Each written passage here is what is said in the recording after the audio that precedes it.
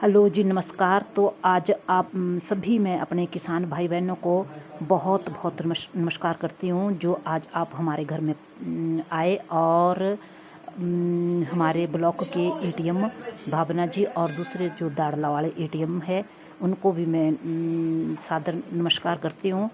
और किसान तो सच में ही किसान होते हैं और मैं बोलूँ कि दुनिया का सबसे बड़ा सच है तो वो है खेत से बढ़कर कोई भी कंपनी नहीं है और अनाज से बढ़ के कोई भी प्रोडक्ट नहीं है। किसान से बढ़कर कोई देशभक्त नहीं है। मैं तो बोलती हूँ कि किसान से बढ़कर तो सच में ही कोई देशभक्त नहीं है।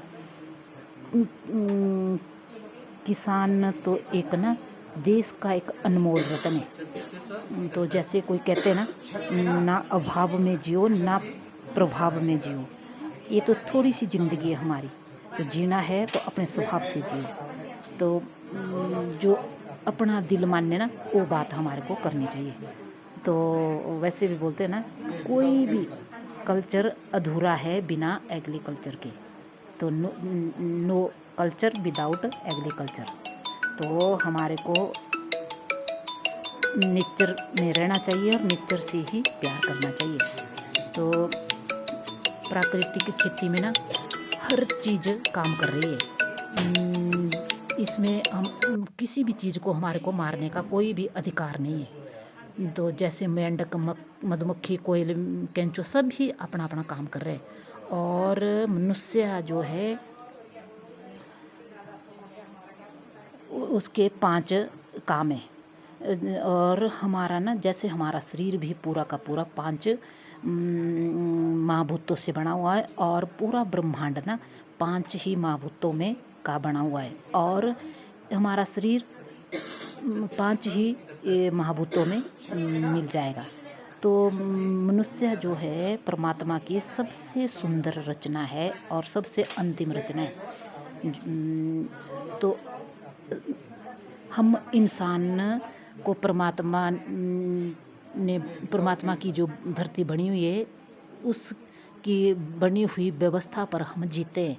जो भगवान ने व्यवस्था बनाई है ना उसके ऊपर हम जीते हैं। तो हमारे को ना इसके प्रति बिल्कुल वफादार रहना चाहिए। हमारे जो वेद है वो भगवान ही मतलब धरती, हमारी धरती माता के ऊपर ही हमारे वेद है। तो जैसे ब्रह्मा, विष्णु, महेश। तो ब्रह्मा क्या है, जो जितने भी हमारे पेड़ पौधे हैं ना और जो हमारे धरती के ऊपर पेड़ पौधे वो ब्रह्मा है और जितने भी जल झरने जल है हमारे विष्णु है और जो धरती के ऊपर हमारे भूमि है, धरती है ना, वो शिव है।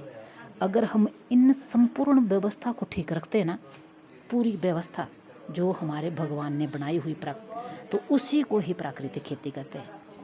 तो मैं तो बोलती हूँ ना कि अगर सबसे धर्म के नज़दीक है तो वो किसान है। धर्म का मतलब क्या है? जल, जंगल, ज़मीन बचाना, बस यही धर्म है। अगर धर्म की रक्षा कोई करता है तो किसान करता है और किसान के ही ऊपर सारा का सारा दारोमदार है। तो धरती में बीज बोया जाता है और प्रकृति उसे संभालती है और प्रकाश संश्लेषण से और बीज हमारा उगता है। तो धर्म का मतलब है धरती को बचाना। तो यही मैं तो बोलती हूँ, यही सच्चा हमारा धर्म है। तो अब हम खेतों में चले गए। देखो, देख रहे हैं ना आप। हाँ हाँ हाँ, ये फल से इलायची है बड़ी नीचे लगती है। ये सारे आपके नीचे। प्राकृतिक संसाधनों की रक्षा करना ही हमारा मतलब धर्म है। भगवान सबसे बड़ी शक्ति है। भगवान ही सबसे बड़ी शक्ति है और किसी भी जीव को मारना का हमारे को कोई भी अधिकार नहीं है। तो अगर हम प्रकृति के 4 सितंब फॉलो कर लेते हैं ना तो मैं बोलती प्राकृतिक खेती हो गई। जैसे जीवामृत, घन जीवामृत, वष्पा और आच्छादन। अच्छा जीवामृत बनाना अब बताया आपको, देखो, और घन जीवामृत बनाना बताया। अच्छा, एक बसपा के कारण ना कुछ मतलब किसान ना अचंभे में रहते हैं कि ये है क्या, बसपा है क्या।